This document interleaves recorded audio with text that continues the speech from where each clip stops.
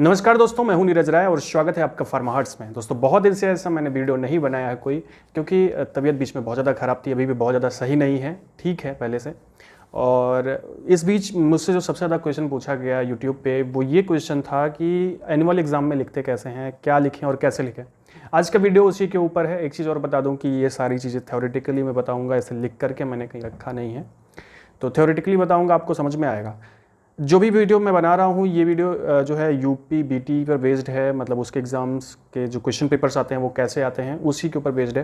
किसी भी यूनिवर्सिटी के हैं आप, कोई दिक्कत नहीं है, आप ये वीडियो देखिए, आपको समझ में आएगा लिखते कैसे हैं। भले ही हो सकता है कि आपका पैटर्न चेंज हो क्वेश्चन पेपर का, लेकिन आपको आंसर तो सेम लिखना रहता है, ठीक है, क्योंकि सिलेबस सेम होता है। तो दोस्तों सबसे पहली बात है कि जैसे जो आपका क्वेश्चन पेपर आता है वो उसकी बात अलग करते हैं। सबसे पहले आप समझ लीजिए आपकी कॉपी कैसे आती है। आपकी कॉपी बिल्कुल सादी आती है, आपको पता है। अगर नहीं पता है तो जान जाइए कि बिल्कुल इस तरह से आपकी कॉपी आती है, ठीक है। और बहुत सारे पेज होते हैं, 36 पेज होते हैं। तो इस तरह की कॉपी का मतलब मैं ये कह रहा हूँ कि बिल्कुल सादी होती है और लाइनिंग नहीं होती है। और इस वजह से आपको एक आदत डालनी पड़ेगी अभी से। अगर आपको नहीं पता था और आप अभी से लाइनिंग वाली कॉपी में लिखते हैं तो इसमें लिखिएगा, नहीं तो इधर से लिखेंगे ना इधर जाएगा, फिर इधर से लिखेंगे तो उधर जाएगा, ऐसे क्रॉस बन जाएगा। तो फिर आपको आपकी हैंडराइटिंग कितनी भी अच्छी होगा, अगर आपकी लाइनिंग खराब हो जाएगी तो आपको नंबर बहुत अच्छा नहीं मिलेगा, क्योंकि कहीं ना कहीं नंबर उस पर कटता है, ठीक है। तो सबसे पहली बात मैंने बताया ना कि कॉपी जो होती है आपकी कैसी होती है, ऐसे सादी पारी नहीं होती है, मतलब एक तरह से लाइनिंग नहीं होती है, बिल्कुल सादी सी कॉपी होती है, उसमें आपको लिखना पड़ता है। लंबी चौड़ी कॉपी होती है, छोटी मोटी कॉपी नहीं होती है, ठीक है। छोटी छोटी चीज़ें हैं जो क्लास 10th और 12th वालों को बताई जाती हैं, वो बातें मैं नहीं बताऊंगा आपको, नहीं तो आप कमेंट में यही लिखोगे कि ये सब तो मुझे पता था। जैसे ऐसे मैं बोल दूं कि आपको हर क्वेश्चन के ऊपर उसका क्वेश्चन नंबर डालना होता है कुछ, ठीक है। और दोनों तरफ आप लाइनिंग खींच सकते हो, कॉपी जैसे है, जैसे मान लीजिए ये कॉपी है तो ज़्यादा अगर आपको लिखना है तो ये भी आपको बताया गया होगा इंटर में, ठीक है। इधर लाइन खींच लो, इधर लाइन खींच लो, मतलब ये मान लो एक पेज है, एक लाइन इधर एक लाइन इधर, तो बीच में लिखो।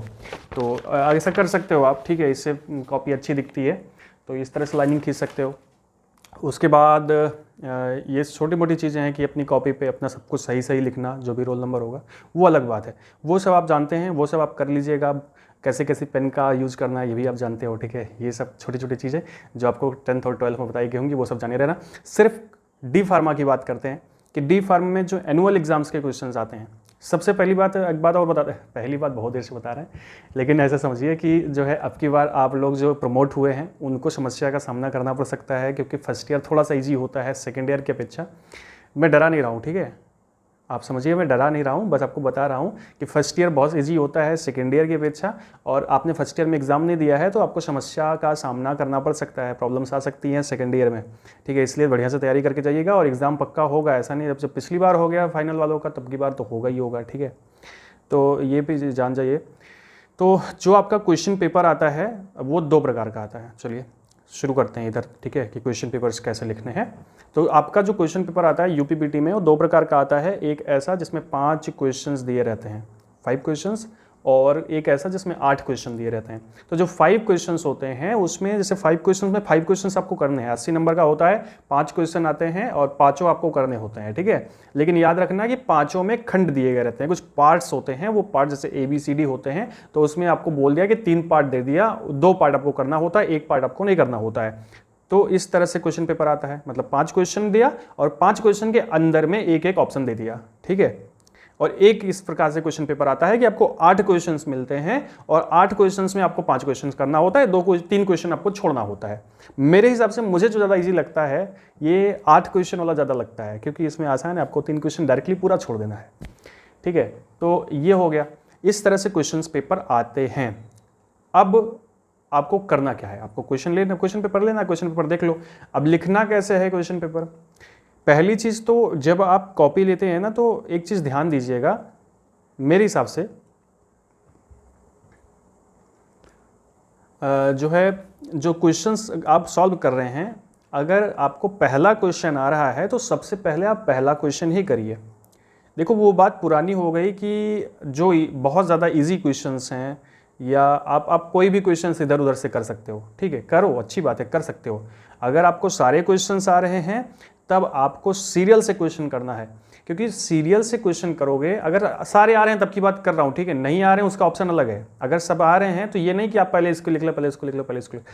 अगर आप सीरियल से लिखोगे तब आपको थोड़ा सा फायदा होगा, ठीक है। फायदा ये होगा कि कॉपी चेक करने वाले का दिमाग थोड़ा सा उससे मनोवैज्ञानिक प्रभाव पड़ता है अगर आप सीरियल से कोई चीज़ लिखते हो। जैसे पहला आपको इंटरपोलेशन पहला लिखना है, तो इंटरपोलेशन 1 कर दिया आपने, 1 का मतलब फर्स्ट का आपने ए लिख दिया, फर्स्ट का बी लिख दिया, फिर फर्स्ट का सी लिख दिया, ठीक है। फिर आपने क्वेश्चन नंबर सेकंड का कर दिया, क्वेश्चन नंबर सेकंड का ए बी सी डी कर दिया, ठीक है। मतलब सीरियल से अगर आपको आ रहा है तब की बात कर रहा हूँ, नहीं आ रहा है तो रिस्क मत लेना, पहले वही क्वेश्चन करना जो आपको सबसे अच्छा लगे, ठीक है।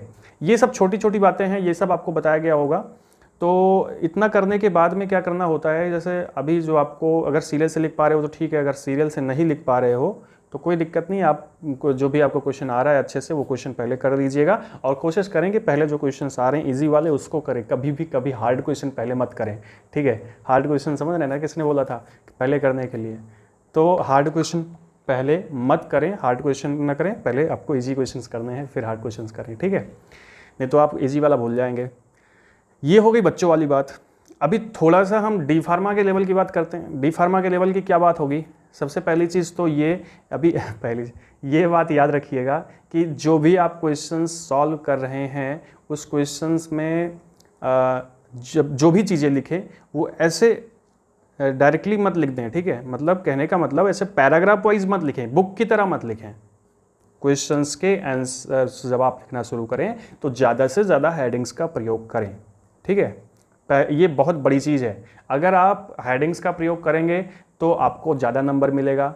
आप पॉइंट्स का उपयोग करिए तो आपको ज़्यादा नंबर मिलेगा। मतलब पैराग्राफ में ना लिख करके, पैराग्राफ में वही चीज़ जैसे पैराग्राफ में लिखते हैं ना, एक यहाँ से शुरू करके यहाँ तक, आप वैसा मत करिए।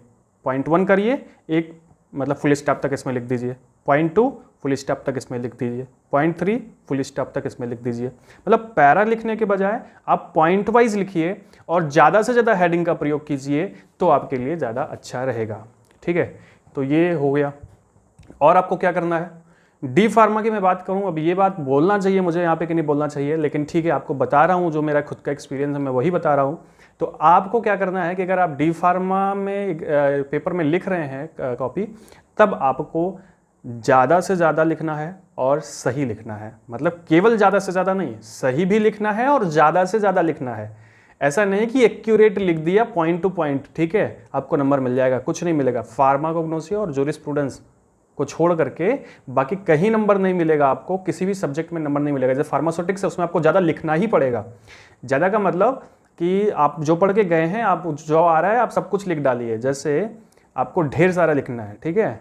अब मैं कितना आपको बताऊं, ऐसे जैसे मान लीजिए 8 नंबर का क्वेश्चन है तो करीब आपको 2.5 से 3 पेज आपको लिखने हैं। 8 नंबर के क्वेश्चन में करीब 2.5-3 पेज आराम से भर जाता है, कोई दिक्कत नहीं है, ठीक है। ज़्यादा तो नहीं हो गया, शायद हो सकता है, लेकिन कम से कम 8 नंबर में तो आप अगर 2 पेज लिखोगे तो आपको 2 पेज में पूरा 6 नंबर, ज़्यादा से ज़्यादा 4 नंबर ज़्यादा से ज़्यादा दिया जाएगा, ठीक है। तो 2.5 से 3 पेज आप कोशिश करें लिखें, 6-7 नंबर आपको मिल जाएगा। और ऐसा नहीं कि आप कुछ भी लिख दीजिए, आपके मन में जो कहानी आ रही है वो लिख दीजिए। एक्यूरेट भी लिखिए और ज़्यादा लिखिए, तभी डी फार्मा में आपको अच्छा नंबर मिलेगा, ठीक है। तो ये बहुत ज़रूरी है। तो 2-3 चीज़ें मैंने आपको बताया कि सबसे पहली चीज़ें ये कि आप सीरियल से लिखें, अगर कोशिश करें, अगर आपको सीरियल से आ रहा है तो सीरियल से लिखें। और दूसरी चीज़ ये कि आपको ज़्यादा लिखना है। ज़्यादा लिखने का मतलब है कि सही लिखें और जैसे बुक में ज़्यादा सा लिखा जाता है उसी तरह से समझा करके ज़्यादा लिखें।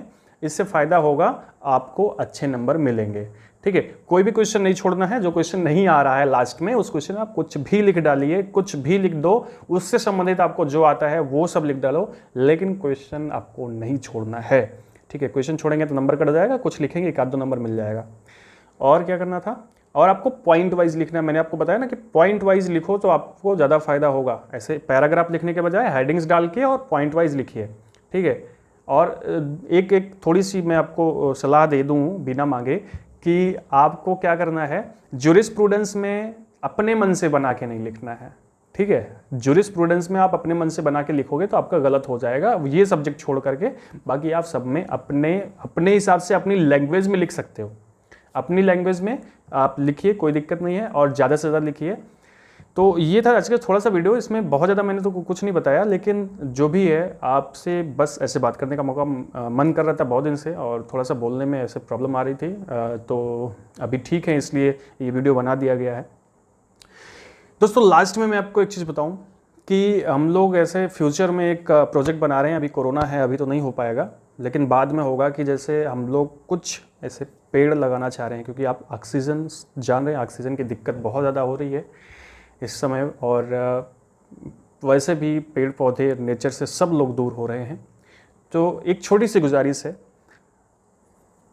हमने कम्युनिटी में एक पोस्ट किया है, आप उसको पढ़ लीजिएगा। अगर आपके पास जगह है तो आपको कुछ करने की ज़रूरत नहीं है, आप बस थोड़ा सा कंट्रीब्यूट करिए, आप पेड़ लगा दीजिए अपने आसपास जितना लगा पाइए।